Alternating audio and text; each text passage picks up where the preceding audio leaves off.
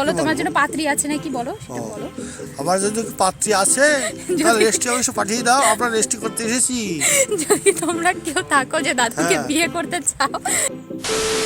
So hello everyone, আবারও তোমাদের স্বাগতম জানাচ্ছি নতুন একটা ব্লগে। সো গাইস, আজকে আমরা এসেছি রেজিস্ট্রি অফিসে। কেন এসেছি? কারণ হচ্ছে যে দাদুকে দেখলে এত সময় সেই দাদুর ছেলে মানে আমার এক কাকা রেজিস্ট্রি করাতে, তো সেখানে রেজিস্ট্রির সাক্ষী হতে আমরা এসেছি।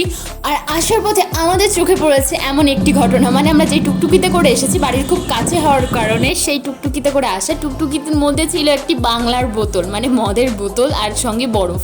তো সেটা দেখে তো আমরা একটু চমকে গেছি। তারপরে গিয়ে আমাদের 3 ঘন্টা লেট, মানে 3 ঘন্টা দাঁড়িয়ে থাকতে হয়েছে ওখানে, কারণ সার্ভারের কোনো ইস্যু হচ্ছিল বা হয়তো কারেন্ট ছিল না। অনেকদিন আগে ভিডিওটা শ্যুট করা, সেই কারণে আমার সঠিক মনে নেই।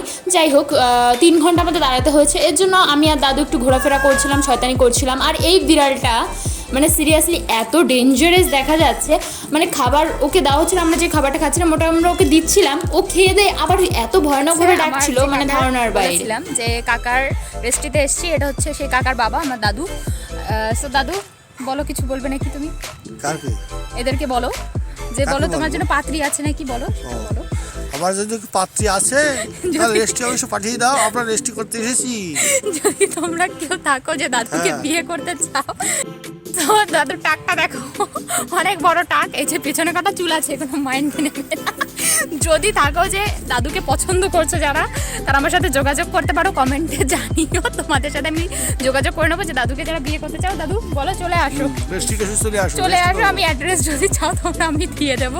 সো তোমরা প্লিজ কমেন্টে জানিও যে দাদুকে কাদের কাদের পছন্দ হয়েছে, জানিও, অবশ্যই জানিও। এই সমস্ত শয়তানি করার পরে উকিলের ডাক আসে যে কাজ ঠিকঠাক হচ্ছে, তোমরা এখানে এসে বসো। তো আমরা শয়তানি করতে করতে ওখানে গিয়ে বসলাম। আর দাদু দেখো বসতে বসতে এখানে ঘুমিয়ে কাজ সারা, মানে দাদু যেখানেই যায় না কেন এখানে গিয়েই ঘুমিয়ে পড়ে। ধরো বাড়ি বসে আছে, দাড়ি কাটছে, দাড়ি কাটতে কাটতে ঘুমিয়ে পড়ে, টিভি দেখছে, টিভি দেখতে দেখতে ঘুমিয়ে পড়ে। তো যাই হোক, এই সমস্ত ঘুমানো সিন টিন সব কিছু কমপ্লিট করে আমরা অবশেষে আমাদের কাজটা সম্পূর্ণ করতে পেরেছি। তো তোমরা এই ধরনের ভিডিও দেখতে হলে চ্যানেলটিকে সাবস্ক্রাইব করো, আর ভিডিও যদি কিছু ভালো লেগে থাকে অবশ্যই লাইক করো। আর কী ধরনের ভিডিও তোমরা দেখতে চাও সেটা আমাকে কমেন্টে জানাও। দেখা হচ্ছে নেক্সট ব্লগে।